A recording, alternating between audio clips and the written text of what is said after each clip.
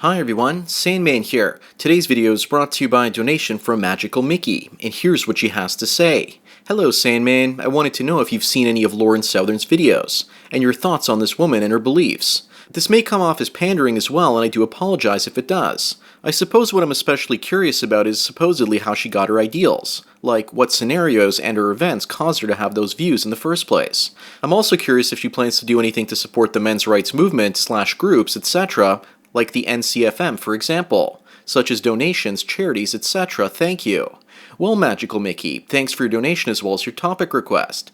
And instead of just guesstimating what Lauren might have said, I asked her on Twitter and she responded with this answer to your question, Mickey, and I quote, "Hi Sandman, my father used to listen to political radio when I was a kid, and he would drive me to elementary school. I don't think he realized that I was listening in, but I really enjoyed it and found it absolutely fascinating.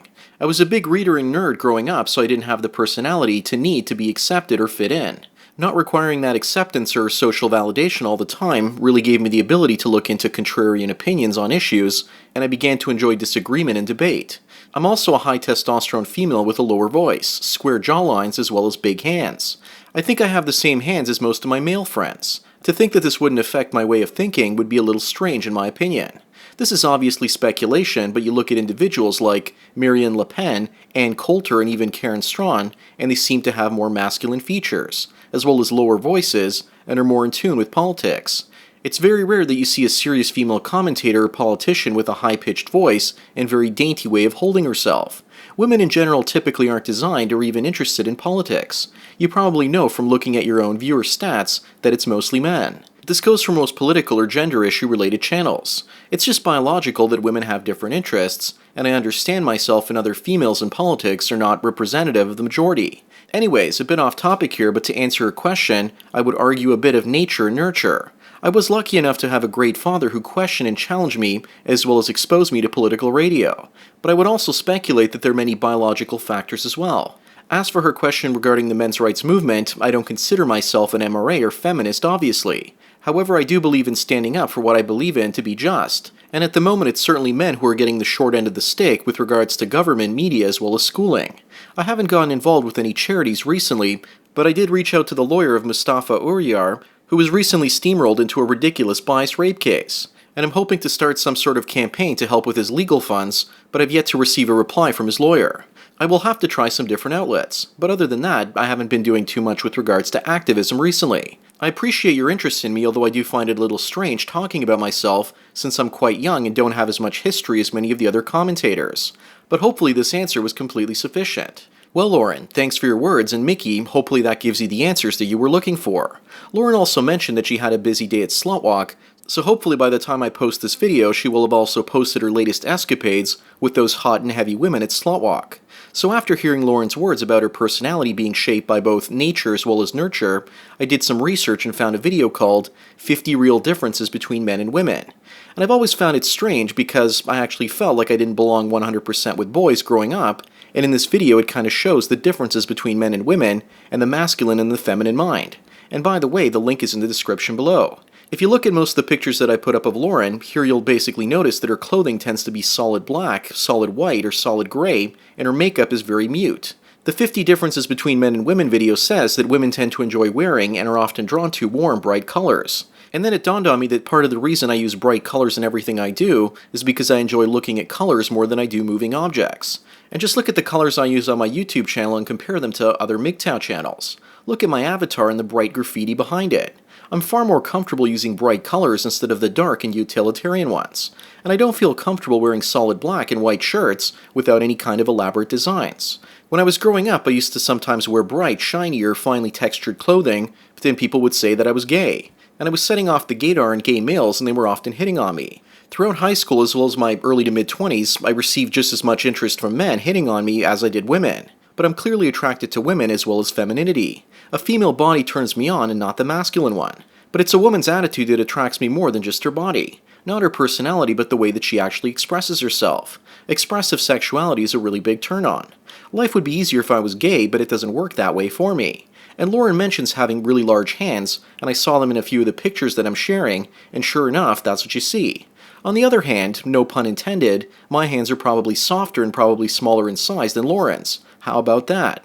And I also tend not to be a very confrontational guy. And most guys often overestimate their strength, which is a typical male characteristic, and if you look at Lauren's slutwalk video, which is the second link in the description, then you'll see what she means by having a deep voice and being politically active, as well as willingly fighting the good fight against feminism, but still not affiliating herself with the MRA. And Lauren, I don't know if you've actually had your testosterone levels measured before. It would be interesting to see the results of such a test. I've never had my testosterone or estrogen levels measured before, but I just find playing sports a complete waste of time. The only sporting events I typically watch are the ones where you literally see the emotions on the players' faces. Game 7 matches or where two opponents are evenly matched and they don't know who's going to win are always fun. But those are really rare matches. I guess they stimulate both the male and female parts of my mind. It's typical for boys to be obsessed in large group play centered around football or some other moving object, and I could never understand that concept. You also mentioned your desire to be solitary and read, Lauren, and that's typically a male-minded activity. I, on the other hand, needed a lot of attention while growing up, and I didn't seem to get it. I was also extremely emotional and cried at least once a month, like I was having my period or something, and it would be for the dumbest reasons, and it would be often uncontrollable.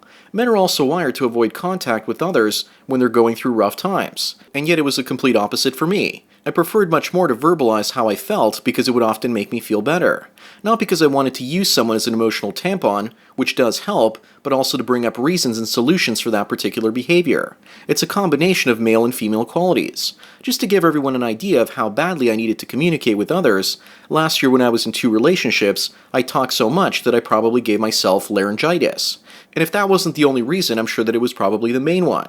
With regards to the use of color, the only color I see Lauren wearing in these images that I've shared with everyone, besides the ones that are obviously taken by a photographer and her red lipstick, are basically solid black and white colors. Her hair is also dyed blonde, but not in a bright yellow blonde, but it's more muted. A while back I spoke about a woman who I thought was an adult, and I also said that she read a lot when she was younger and didn't need any social validation. But she has very feminine features and not masculine ones. She also had a very close relationship with her father. So she received a very similar nurturing to Lauren, but at the same time the nature part of herself is very feminine. She also tends to downplay her appearance with very mute tones or makeup, but now I believe that that might change. Lauren, you're also very confrontational standing up to those slutwalk sweethearts. That is definitely going against female-owned group preference, but is it possible that all that attention from antagonizing those women on camera was actually exciting and fulfilling? I don't know, but if I had to guess, I would suspect that it was at least slightly appealing. But enough about you, let's get back to talking about me. Boys play in large groups focusing on the game, and they're often competitive and confrontational, and they struggle for social rank. But the women I know are often the same way in business, and I see it all the time as well, and it's not just a female thing. When I was growing up, I didn't care too much about social rank so long as I wasn't at the bottom and getting picked on. But just look at Lauren Southern getting confrontational with those women at Slutwalk. That's something that I've seen Karen Straughan do at one of the men's rights talks that I attended with one of the female audience members that actually brought up some questions. Women tend to focus on relationship building and not creating conflict like we see Lauren doing.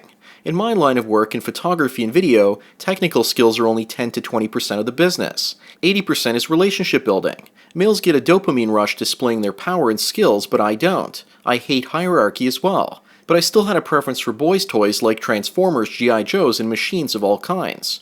Girls' toys didn't really excite me, but some parts of me were obviously more masculine and some parts more feminine.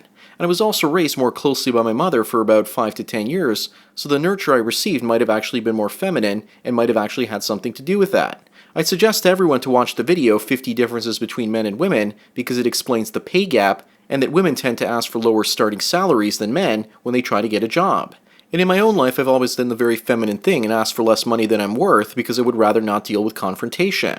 Another feminine quality. It's not cowardice, but a desire not to cause emotional turbulence because I don't function well under emotional stress, and I tend to empathize with other people's feelings. But look at Lauren as she goes to Slutwalk without a single care in the world. And I'm not comfortable with that at all. When I was at Slutwalk a couple of years ago here in Toronto, I tried staying as invisible as possible. Then again, if I'd held a placard that read, "There is no rape culture," I would have gotten tasered and arrested in front of 1,000 angry hogs. Who knows, they might have even made sausages out of me. My fight-or-flight reflex usually sees me fleeing to safety unless I have no choice but to fight. And if I have no choice, then my opponents better beware because I'll throw everything at them, including the kitchen sink. And with regards to Karen Straughan, she also wears black most of the time as well as has masculine features. Although if you look at her earlier images on the internet and do searches for Karen Straughan, she's often wearing slightly brighter clothing and she has far more makeup on. But you're right, Lauren, I never thought about her voice being lower pitched than an average woman. And my voice is slightly higher pitched than the average man. I think you might be right about that. And I also preferred playing with girls when I was younger. And I hope that no one turns that statement around and uses it to bite me in my slightly feminized behind. I think the reason I'm able to connect to a woman's way of thinking so easily is because my mind is partially wired that way. But I put my male rationality up to the task of figuring out my feminine side. I think that would motivate me if I was a woman and the answers just popped into my head one after another. And that's a good thing to share because most women wouldn't tell me about female nature because it's not in their best interest to do so. Men never said anything as well because they too were busy following the puck around on the ice to know any better. And I see myself as a balance between masculine and feminine energies, with the male obviously the more dominant side. And I now see Lauren as the same way with her feminine side as the dominant one and her masculine side as the subordinate. Say I'm 75% male and 25% female in my way of thinking, and she's roughly 75% female and 25% male, and that still leaves about a 50% difference in the best case scenario with regards to differences between the sexes. My feminine side is sharing knowledge with men, just like the masculine side of female MRAs sharing female thinking with men, because they don't have that same alarm bell in their head warning them not to share the secret sauce with the boys. Female-owned group preference isn't strong enough to override that part of their minds. At least that's my theory. Anyways, that's all I've got to say. Thanks again, Magical Mickey, for your donation, as well as to Lauren Southern for your answer. And we all understand you better, and I now understand myself better as well. Don't forget to check out my MGTOW mystery link as well. As for everyone else out there, please follow me on Twitter or like me on Facebook to get tomorrow's video today. Thanks for taking your daily dose of red pills. And remember, a red pill a day keeps the 300-pound slutwalk sweethearts away. So enjoy the rest of your day, and cheers.